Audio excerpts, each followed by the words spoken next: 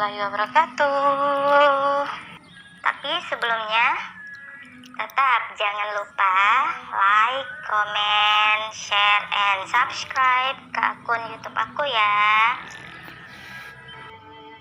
Bagaimana? Apa kalian sudah menemukan keberadaan cucuku?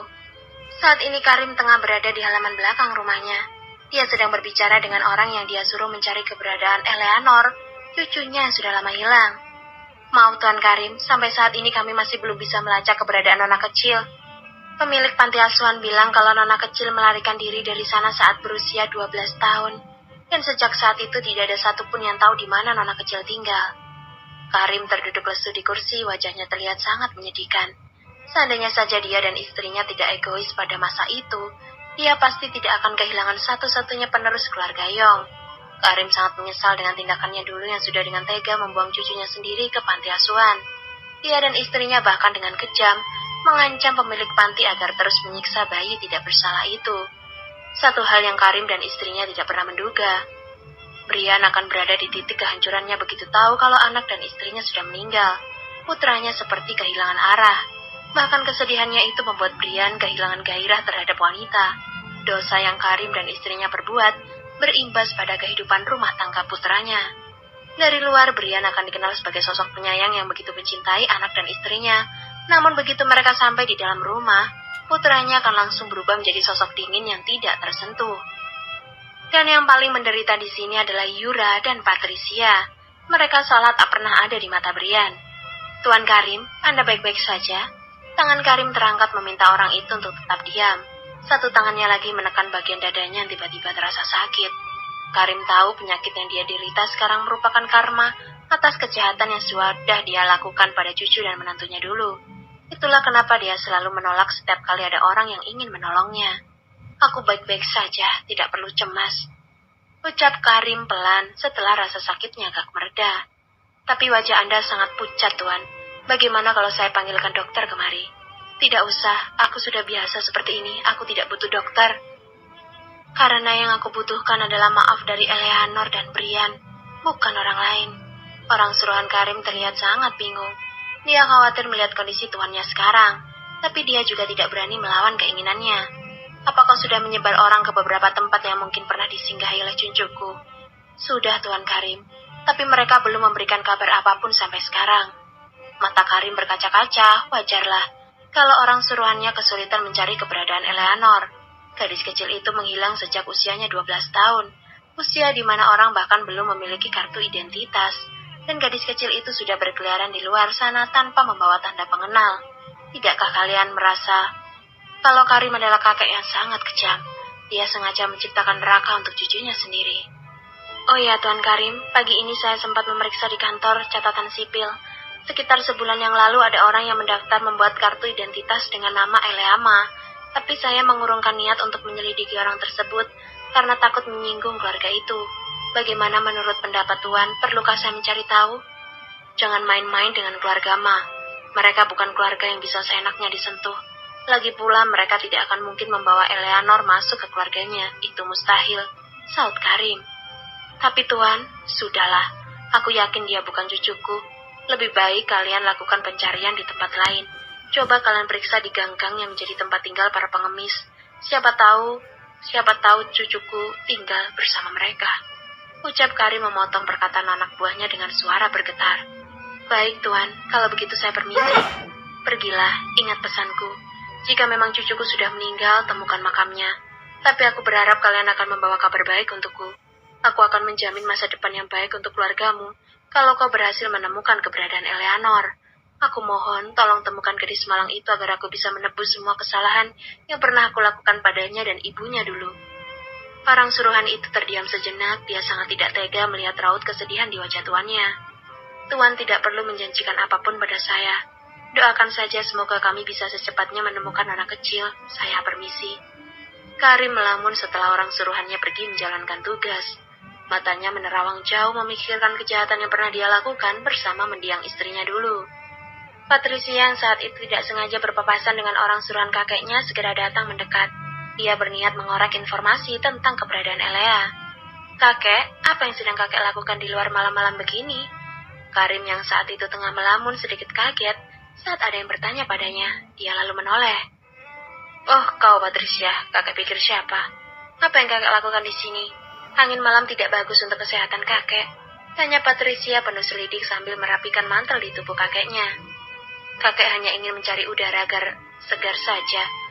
Malam sekali kau baru pulang," jawab Karim tenang, berusaha untuk terlihat baik-baik saja. Patricia mengangguk, dia kemudian duduk di sebelah kakeknya, mencoba mencari cara agar orang tua ini mau membuka mulut. "Cukup banyak pekerjaan di kantor tadi, Kek. Dan juga sekarang perusahaan sedang sangat sibuk menyusun rencana untuk memulai proyek bersama Grup Ma." "Grup Ma?" Tio Karim terkejut. "Iya, dan ayah menunjukku sebagai penanggung jawab proyek tersebut. Mungkin kedepannya aku akan lebih sering pulang malam karena proyek ini mulai dijalankan, Kek. Aku harus bekerja lembur agar bisa memberikan yang terbaik untuk Grup Ma dan juga Grup Yong," jawab Patricia sambil tersenyum kecil. "Jangan terlalu memforsir tenagamu, Patricia," ucap Karim mengingatkan. "Iya, Kek," sahut Patricia patuh. "Tadi di luar aku berpapasan dengan seseorang, apakah itu tamunya kakek?" Karim melihat ke arah Patricia, meski sedikit ragu, ia akhirnya mengangguk. "Tumben sekali kakek menerima tamu malam-malam begini. Kakek baik-baik saja kan?" tanya Patricia pura-pura khawatir. "Ayolah, Kek, beritahu aku. Informasi darimu sangat penting untuk masa depanku nanti. Apapun yang terjadi kau tidak akan tahu. Aku biarkan menemukan Elea. Parasit itu tidak boleh kembali ke rumah ini." "Jangan cemas, kakek tidak apa-apa," jawab Karim mengurai kekhawatiran cucunya. "Apa kakek sedang menyembunyikan sesuatu dariku? Kakek terlihat sedih sejak tadi," desak Patricia berusaha mencari tahu. Karim menghela napas. Dia kemudian berpikir untuk sedikit membagi bebannya pada Patricia. Biar bagaimanapun, Patricia adalah calon penerus keluarga ini jika Eleanor benar-benar tidak bisa ditemukan. "Patricia, kakek sebenarnya sedang mencari sesuatu yang sangat berharga." Bibir Patricia menyeringai samar. "Apakah itu sejenis harta karun, Kek?" tanya Patricia melucu. "Kau ini," jawab Karim sambil mengusap puncak kepala cucunya. "Ia lebih dari sekedar harta karun, Patricia. Tapi, apa kakek sudah menemukan benda berharga itu?" Patricia sudah tidak sabar ingin segera tahu di mana parasit itu tinggal. Dia sampai tidak menyadari gaya bicaranya yang terdengar begitu dingin. "Belum. Seperti mencari jarum di tumpukan berjerami. Itu yang dialami oleh orang-orang yang kakek minta untuk mencari keberadaannya. Tidak ada yang tahu di mana harta karun itu berada," jawab Karim sedih. Terdengar helaan napas panjang dan dari mulut Patricia. Dia merasa sangat lega karena orang suruhan kakeknya belum berhasil menemukan keberadaan Elea. Dia masih aman. "Sabar ya, Kek. Kita berdoa saja supaya mereka bisa secepatnya menemukan benda yang kakek mau. Hari sudah semakin larut, Kek. Lebih baik kita segera masuk ke dalam. Aku tidak mau kakek jatuh sakit gara-gara berangin di luar," ucap Patricia kemudian membantu kakeknya berdiri. Dengan patuh Karim menuruti keinginan cucunya. Meski Patricia bukanlah cucu kandungnya, Karim sangat menyayanginya. Patricia adalah gadis yang sangat baik, sikapnya sangat dewasa dan juga penurut.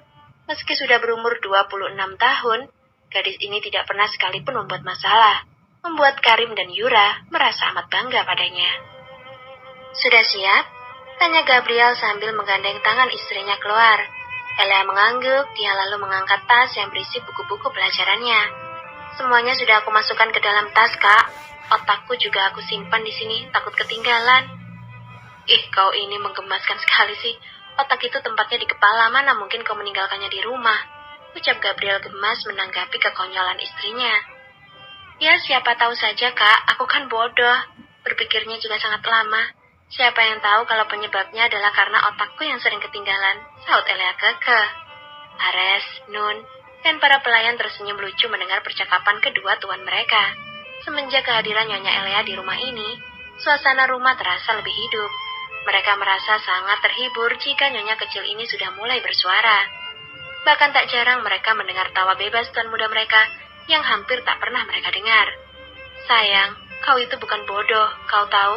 Bahkan Safira saja memuji kecerdasanmu. Jadi jangan pernah berkecil hati dan menganggap kalau dirimu itu tidak pintar ya," ucap Gabriel menghibur istrinya. "Aku tidak pernah berkecil hati kok, Kak. Aku sangat sadar diri dengan kemampuanku. Aku bodoh, memang iya. Dan aku tidak akan marah kalau ada orang lain yang mengataiku seperti itu. Karena memang itulah kenyataannya." Kita harus jujur dan mau mengakui kekurangan masing-masing. Benar kan? Tanya Elea sambil menatap suaminya. Gabriel tersenyum, dia sangat bangga dengan keberanian istrinya.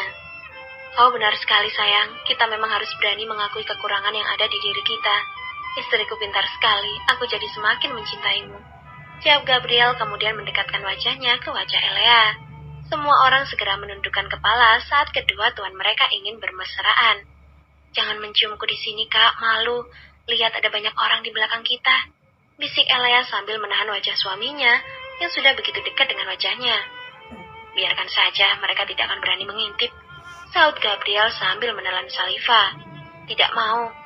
Kak Lel itu kalau menciumku seperti orang kerasukan. Kak Lel juga selalu mencuri simpanan oksigen di paru-paruku. Aku malu kak kalau mereka tahu aku kehabisan napas. Ucap Elea lagi dengan pipi merona. Jakun Gabriel tidak berhenti bergerak. Dia menghela napas berusaha memadamkan luapan api gairah yang sudah membakar tubuhnya. Sadar kalau tangan Elea masih menutupi wajahnya, dengan jahil Gabriel menjilati jari-jarinya dari dalam. Astaga Kak Lel, lidahmu kenapa menjilati tanganku sih seperti anjing saja? Pekik Elea kaget dengan suara yang cukup keras. Astaga tuan muda, bisa tidak tahan nafsumu sebentar? Setidaknya tunggulah sampai kalian berdua masuk ke dalam mobil. Tolong jangan rusak nama baikmu di hadapan para pelayan tuan muda, saya mohon. Gabriel mendengus mendengar apa yang dipikirkan oleh Ares. Dia lalu menatap istrinya, jakunnya kembali bergerak. Elea sepertinya benar-benar menggunakan sihir di tubuhnya. Hanya memandangnya seperti ini saja, juniornya bisa langsung bangkit. Berbahaya sekali bukan? Aku bukan anjing sayang, tapi aku suamimu. Coba ulangi. Perintah Gabriel sesaat sebelum mereka masuk ke dalam mobil. Aku bukan anjing sayang, tapi aku suamimu. Sudah kak, saut Elea sambil tersenyum. Gabriel tergelak, dia kembali dibuat syok oleh kepolosan istrinya. Sayang, bukan seperti itu yang aku maksud. Ucap Gabriel frustasi sambil menekan tulang hidungnya. Bukankah Kak Lel memintaku untuk mengulang perkataan kakak tadi ya? Tanya Elea kebingungan. Memang iya, tapi bukan seperti itu juga Elea. Kau seharusnya bicara seperti ini. Kak Lel, kau itu bukan anjing, tapi suamiku. Begitu, bisa kan? Jawab Gabriel memberi arahan. Bisa kak, saut Elea yakin. Sekarang coba katakan, ingat, lakukan dengan benar. Ucap Gabriel was-was, Elea mengangguk. Kak Lel, kau itu bukan anjing, tapi suaminya Elea, dan aku sangat menyayangi kakak. Mata Gabriel mengerjap. Dia merasa sangat bahagia sekaligus terharu karena Elea mau mengucapkan kata-kata sayang tanpa harus dia minta. Meskipun Gabriel sadar kalau kata sayang itu terlontar hanya sebatas ungkapan rasa sayang seorang adik pada kakaknya. Aku juga sangat menyayangimu, Elea istriku. Gabriel dan Elea tersenyum, perasaan keduanya sama-sama membuncah. Puas menebar virus keromantisan mereka di hadapan semua orang, Gabriel dan Elea bergegas masuk ke dalam mobil setelah Ares membukakan pintu untuk mereka. Saat mobil baru mulai bergerak, ponsel Gabriel berdering. Dia melirik ke arah Elea setelah tahu siapa menelpon. Ada apa? Tanya Gabriel sambil melingkarkan sebelah tangan ke pinggang Elea. Tidak usah pura-pura bodoh kau Gabriel. Hari ini aku akan pergi menemui istrimu. Kita akan segera memulai pengobatannya. Gabriel terdiam, dia kembali melirik ke arah istrinya yang kini sedang fokus membaca buku. Datanglah ke kantor, kau hanya boleh menemuinya jika ada aku di sana. Dasar suami posesif. Aku ini ingin mengobati penyakit istrimu, bukan ingin mengajaknya berselingkuh. Kau ini benar-benar Gabriel. Masa iya kau cemburu pada sahabatmu sendiri? Rupanya Reinhard mengomel atas sikap Gabriel padanya, namun Gabriel acuh. Dia mengendikan bahu tak peduli dengan omelan tersebut. Baginya Reinhard juga adalah seorang pria yang wajib dia waspadai. Bisa saja kan, diam-diam sahabatnya itu mencuri pandang pada istrinya. Dan sebagai suami yang baik, sudah tentu Gabriel harus membuat Reinhard menjaga jarak dari Elea. Tak peduli apapun itu meskipun Gabriel tahu kalau Reinhard tertarik pada Levi. Berhenti mengeluh atau aku akan mengirimmu pergi ke Afrika. Aku dengar di sana banyak buaya yang jatuh sakit. Kau bisa menjadi sukarelawan di Afrika selama yang kau mau. Ancam Gabriel sambil mengelus pinggang istrinya. Elea yang merasakan elusan tangan suaminya menoleh. Ada apa kak? Tangan kakak gatal ya? Mau aku bantu garuk tidak? Bibir Gabriel berkedut, dia lalu mencium bibir Elea sekilas. Tidak apa-apa sayang, lanjutkan lagi membacamu. Jawab Gabriel sambil menggerakkan dagu ke arah buku di tangan istrinya. Baik kak. Kau bilang apa tadi Ren? Tanya Gabriel kembali pada percakapan di telepon. Aku benar-benar sangat ingin memukul kepalamu, Gap. Bisa tidak sih jangan mengancamku terus? Percuma kau menjadikan aku direktur di rumah sakit milikmu, kalau kau selalu ingin mengirimku pergi ke Afrika. Menyebalkan sekali. Gabriel terkekeh mendengar kerutuan Reinhard. Ya, Gabriel memang menjadikan sahabatnya ini direktur di salah satu rumah sakit miliknya. Ia merasa kalau Reinhard pantas menerima jabatan itu, mengingat kedekatan dan kemampuan sahabatnya yang sudah tidak diragukan lagi. Jangan memakai pakaian tempurmu saat datang ke perusahaan nanti. Kau bisa membuatnya menjerit ketakutan. Kau pikir aku sebodoh itu apa? Sudahlah, bicara denganmu sangat menguras emosiku. Sampai jumpa di perusahaan nanti. Bye. Gabriel tersenyum kecil kemudian memasukkan ponsel ke dalam saku jasnya setelah panggilan mereka terputus. Dia lalu memperhatikan Elea masih sibuk dengan buku bacaannya. Sayang, Elea menoleh. Iya kak, ada apa? Sebelum bicara, Gabriel diam sebentar. Dia merasa ragu untuk memberitahu Elea tentang pengobatan yang akan dilakukan oleh Reinhard padanya. Ada apa sih kak? Bicara saja, tidak usah malu. Desak Elea penasaran. Nanti temanku akan datang ke perusahaan. Tolong temani dia mengobrol sebentar ya. Sepertinya aku akan sangat sibuk. Ucap Gabriel memberi alasan lain. Biarlah seperti ini dulu. Gabriel rasa Elea tidak perlu tahu maksud kedatangan Reinhard. Dia khawatir kalau Elea malah menolak untuk bertemu dengan Reinhard jika dia tahu tujuan sebenarnya. Oh, aku kira apa. Baiklah, nanti aku akan menemaninya mengobrol. Kakak tidak perlu cemas. Aku akan berusaha untuk tidak terlihat bodoh di depan teman kakak nanti. Saut Elea penuh keyakinan. Gabriel mengangguk, dia kemudian memeluk Elea, membiarkannya menyender di dada sampai mobil mereka memasuki halaman perusahaan. Para penjaga dan semua karyawan segera menundukkan kepala saat Gabriel mulai berjalan masuk ke dalam gedung. Sesekali matanya terus mengawasi gelagat para karyawan laki-laki, khawatir kalau mereka akan mencuri pandang pada istrinya yang terlihat sangat mempesona dengan pakaian yang dikenakannya hari ini.